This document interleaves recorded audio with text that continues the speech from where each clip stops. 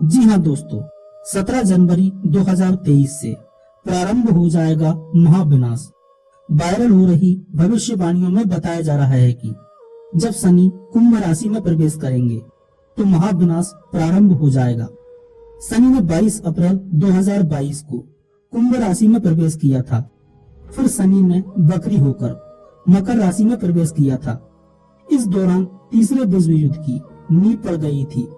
शनि उसके बाद 17 जनवरी 2023 को पुनः कुंभ राशि में आएंगे और 29 मार्च 2025 तक यहीं पर रहेंगे।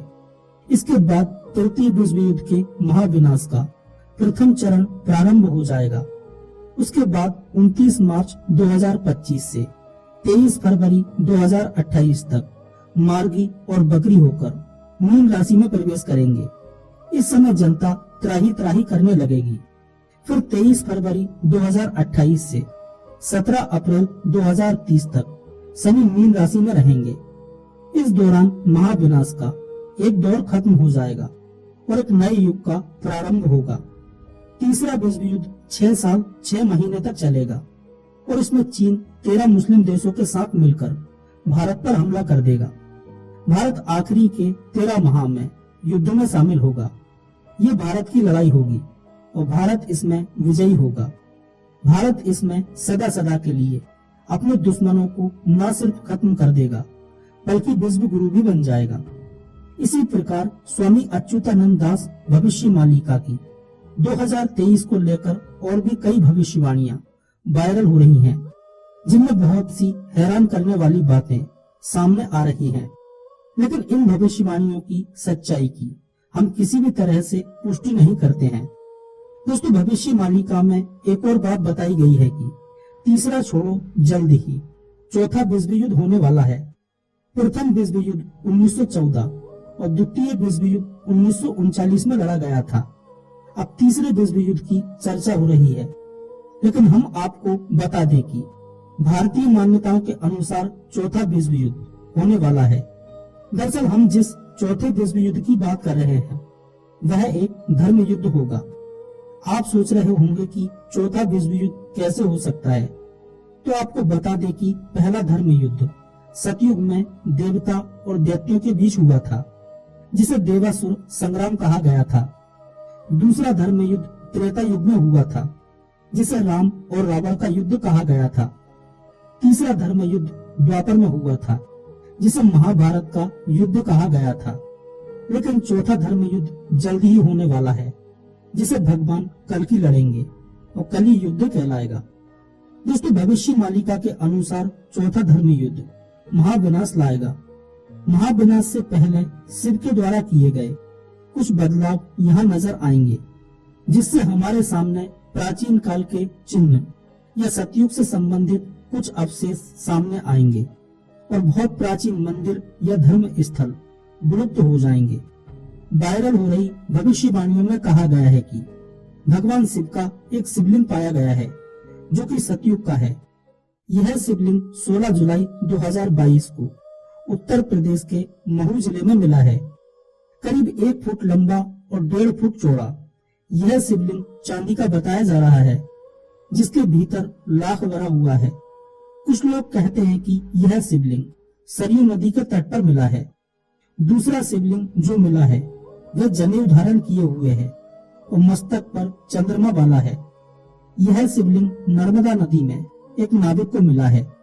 भविष्य मालिका में इस तरह के अवशेषों और शिलालेखों के मिलने का वर्णन मिलता है। भविष्य मालिका के मुताबिक कलयुग के अंत में दुनिया भर में सनातन धर्म के प्रतीक चिन्ह मिलने लगेंगे। जल प्रलय और प्राकृतिक आपदा की वजह से कई पुराने गांव और शहर दोबारा दिखाई देने लगेंगे।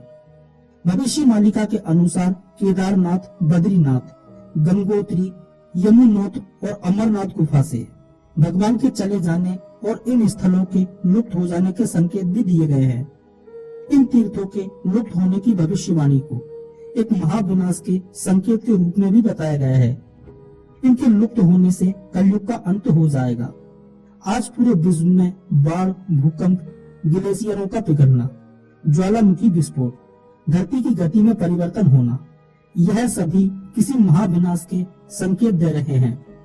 इसी के साथ चार धाम में भी बड़े प्राकृतिक बदलाव हो रहे हैं। श्रीमद् देवी भागवत पुराण, स्कंद पुराण और नारद संहिता के अनुसार कलयुग के 5000 वर्ष बीत जाने के बाद गंगा नदी धरती से स्वर्ग चली जाएगी, यानी उसका स्वाभाविक प्रभाव बंद हो जाएगा, क्योंकि गोमुख ग्लेशियर या गंगोत्री ग्लेशियर लगभग लुप्त होने की कगार पर है। हिंदू धर्म ग्रंथों के अनुसार कलयुग के 5000 वर्ष हो चुके हैं। सिर्फ गंगा ही नहीं, यमुना और नर्मदा के लुप्त होने के भी संकेत हैं। स्कंद पुराण के अनुसार बद्रीनाथ धाम एक दिन अचानक लुप्त हो जाएगा और ठीक उसी समय थोड़ी दूर पर एक नया धाम का उदय होगा, जिसे भविष्य बद्री नाम से जाना जाएगा। हाल ही में बद्रीनाथ के मंदिर की दीवार में एक बड़ी दरार हो चली है। भविष्य बद्री नामक जो स्थान है, जहाँ धीरे धीरे आकृति प्रकट हो रही है, जिसकी लोग पूजा करने लगे हैं। भविष्यवाणी के अनुसार जोशीमठ में स्थित भगवान नृसिंह की कलाई जब मूर्ति से अलग हो जाएगी, तब कोई बड़ी प्राकृतिक आपदा होगी। दूसरा, जब नर और नारायण पर्वत आपस में मिल जाएंगे, तब बद्रीनाथ और केदारनाथ जाने वाला रास्ता हमेशा के लिए बंद हो जाएगा। चौंकाने वाली बात यह है कि भगवान नृसिंह का एक हाथ सचमुच में ही पतला होकर टूटने की कगार में पहुंच गया है। जिस दिन ऐसा होगा, उस दिन हो जाएगा कलयुग पूरी तरह से अंत, और तब शुरू होगा चौथा धर्म युद्ध। भविष्य मालिका के अनुसार अधर्म के बढ़ने और प्राकृतिक बदलाव के चलते कई देव स्थान लुप्त हो जाएंगे और कई लुप्त होने की स्थिति में पहुंच जाएंगे। इसका मुख्य कारण धरती का तापमान बढ़ने, प्राकृतिक बदलाव और अधर्म का राज रहेगा। तब महाविनाश और युद्ध प्रारंभ होगा। महाविनाश के बाद भगवान कल्कि अनंत माधन पुनः देव स्थानों की स्थापना करेंगे। भविष्य मालिका के अनुसार चौथा महायुद्ध, या कहें कि धर्म युद्ध, धर्म और अधर्म के बीच होगा। इस युद्ध के संबंध में हम पहले भी कई वीडियोज में आपको बता चुके हैं। दोस्तों, अच्युतानंद दास जी ने अपनी योग शक्ति के बल पर भविष्य मालिका को लिखा था।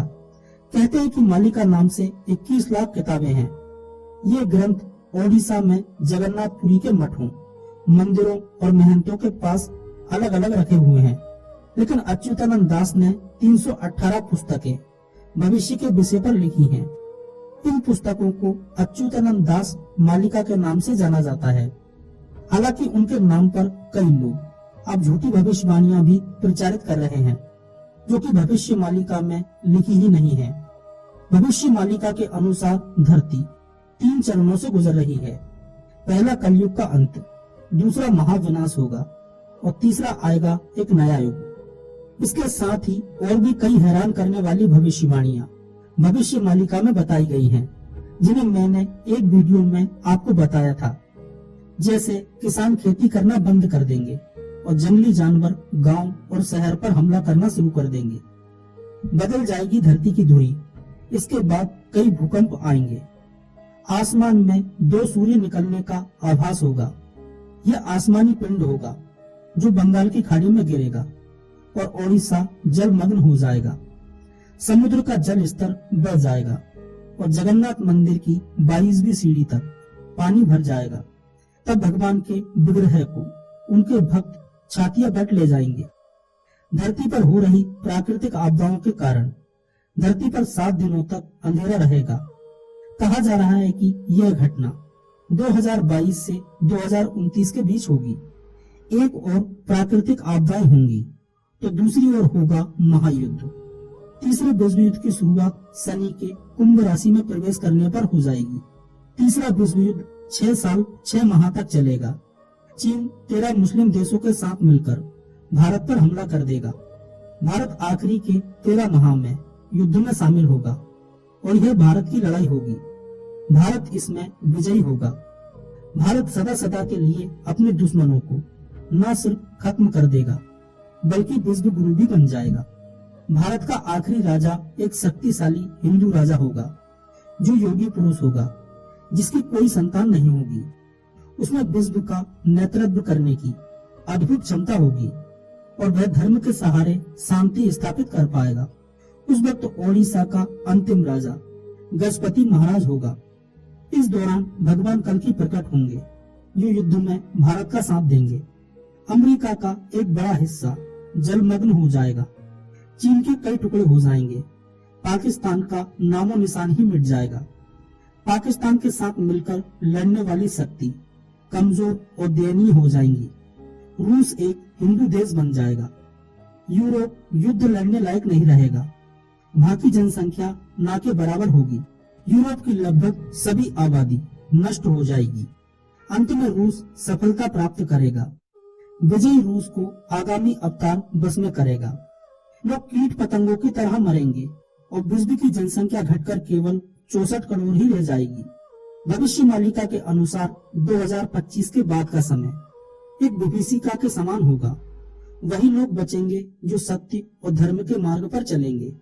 भारत के संदर्भ में कन्नड़ में लिखी भविष्यवाणी के अनुवाद में यह कहा जाता है कि 6 और 7 का जोड़ 13 होता है और इसी 13 में 13 और मिलाने से 26 अंक आता है। इसी 26 अंक के माध्यम से अच्युतानंद दास ने भारत पर होने वाले हमले के बारे में भविष्यवाणी की है। शनि जब मीन राशि में प्रवेश करेंगे तब भारत पर संकट के बादल छाएंगे। साल 2024 में शनि कुंभ से निकलकर मीन राशि में जाने वाले हैं। शनि के मीन राशि में जाने से वह वहां पर 2.5 वर्ष तक रहेगा। भविष्यवाणी के अनुसार एक संत के हाथों में होगी देश की बागडोर, जो अविवाहित होगा। जगन्नाथपुरी को जोड़ने वाले एक राष्ट्रीय राजमार्ग का निर्माण होगा। ओडिशा का अंतिम राजा एक बालक वृद्ध होगा, यानी बाल बुद्धि होगा। भगवान जगन्नाथ के धाम पुरी के मंदिर के ऊपर से पत्थर नीचे गिरेंगे और मंदिर का ध्वज कई बार नीचे गिरेगा। इस दौरान प्राकृतिक आपदा के चलते भारत वर्ष में नीलांचल अर्थात जगन्नाथपुरी समुद्र के गर्भ में विलीन हो जाएगा। बुजुर्गों और शिक्षकों का निरादर होगा। वहीं पाखंडी लोग धर्म गुरु बनकर लोगों को छलेंगे। भविष्य में लोगों के मन में धर्म, संवेदनशीलता, प्रेम और संस्कार खत्म हो जाएंगे। नेक और धार्मिक भक्तों का मजाक उड़ाया जाएगा। धीरे धीरे आस्तिकों की संख्या घटेगी और यह दुनिया आस्तिकों और नास्तिकों के बीच विभाजित हो जाएगी। इंसान व्यभिचारी हो जाएंगे। पुरुष का पुरुष से और महिला का महिला से अप्राकृतिक संबंध बनेगा। कलयुग के अंत समय में जीवन देने वाला सूर्य जीवन लेने वाला बन जाएगा। महागुप्त पद्म कल्प के अनुसार भगवान जगन्नाथ अपने हाथ में 12 हाथ की खड्ग लेकर समस्त म्लेच्छ लोगों को संहार करेंगे। जब सभी का संहार हो जाएगा तभी कलयुग का अंत हो जाएगा। भगवान कल्कि का जन्म संभल ग्राम में होगा। संभल ग्राम उत्तर प्रदेश में भी है और उड़ीसा में भी है। कल्कि भगवान का नाम चक्रमणि या चक्रधर होगा। उनके पिता का नाम विष्णु शर्मा होगा। महाभारत के युद्ध को लेकर भी उनकी कई भविष्यवाणियां वायरल हो रही हैं। बताया जा रहा है कि महाभारत के युद्ध के समय कई लोग किसी कारणवश इस युद्ध में भाग नहीं ले पाए थे। वह सभी योद्धा युद्ध लड़ना चाहते थे और अब उनकी यह इच्छा कलयुग के अंत में पूरी होगी, जबकि भगवान कल्कि का जन्म होगा। भगवान बलराम भी युद्ध में भाग नहीं ले पाए थे। बलराम जी को ही जगन्नाथपुरी में बलभद्र के नाम से जाना जाता है। कलयुग के अंत में बलराम जी प्रकट होंगे और कलयुग के अंत में महाभारत का अधूरा युद्ध फिर से लड़ा जाएगा। इसके बाद 1000 साल तक शांति का युग बना रहेगा। दोस्तों, इन भविष्यवाणियों में कितनी सच्चाई है यह तो आने वाला समय ही बताएगा। अगर आपको यह वीडियो पसंद आया तो प्लीज लाइक और शेयर जरूर कीजिएगा और अपनी राय कमेंट में जरूर लिखिएगा।